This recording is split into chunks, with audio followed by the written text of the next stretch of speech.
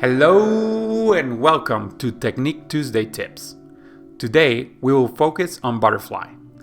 A common mistake in butterfly is to get the timing wrong. A lot of beginners kick at the same time the arms and head are above the surface. You really want to avoid this because your body will sink and you won't be able to do the undulating movement of the stroke.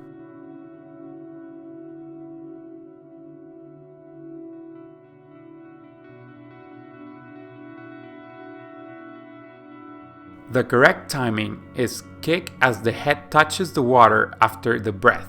You can also kick again just before the head is about to go above the surface and the arms are finishing the pull.